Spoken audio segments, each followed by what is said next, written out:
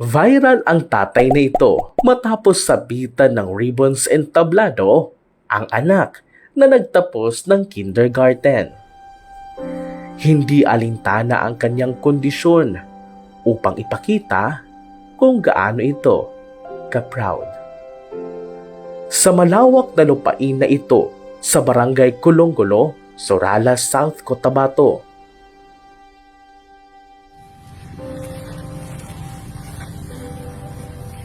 maagang nagtatanim si Jefferson Octaviano. Katulong niya ang anak na si Jennifer, 7 taong gulang. Bata pa lang kasi, nakasadsad na ang mga paa ni Jefferson sa lupa, kung saan mababakas ang hirap ng buhay.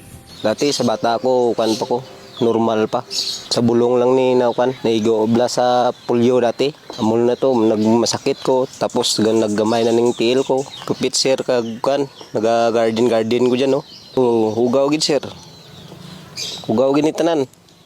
Para mabuhay ko lang yung anak ko eh. Mamayol na yung gimbilinan niya ko. Sa Manila, pro taga Bagong Bayan na sir. Siling yan, trabaho lang para makatulong sa anak niya. 3 taong gulang pa lamang si Jennifer nang inihabilin ito sa kanyang ama. Lumaki naman itong normal, mahilig makipaglaro at magaling sa eskwelahan. Kapag walang ginagawa, siya ang tumutulak sa kanyang tatay. Sa murang edad, namulat na ito sa kahirapan. Makabakal kami bugas. Makakaon naman kami gusto. Galagalagaw. Agam pa kami Barbie nila Abby. Doktor. Gusto mo mag-doktor? Anong doktor na? Aray, kasi papa ka nabuhion.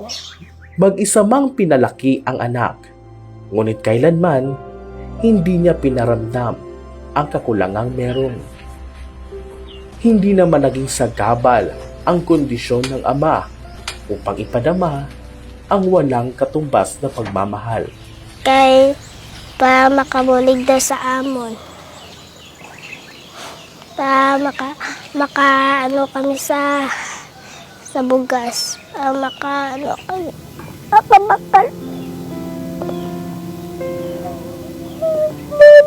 Papang. Kasama ni Papang. Ano makabangsan kami bukas na makakaon kami. Sir, budlay ka na sir. Gasaka pa lang ko sir. Gaybayin ako sila. Paano ko nga proud ning bata ko.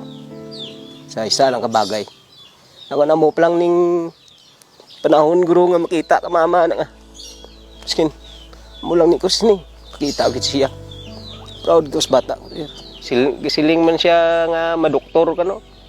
Kuna madoktor guro ko pang na para makabulong mo ko si mong sakit kisa. Ano ko pata. Nga ko na hindi ka magkun nga sakit ko nga ginakanan mo. So, pero eskwela lang ka gusto ay para maka-doktor man ang ginandoy mo. Aralang ko sa likod mo kung ano lang masarangan ko, sir.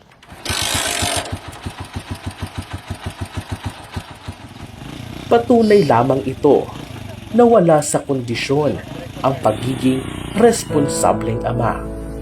Nasa puso ito at pinapakita ng tunay na pagmamahal.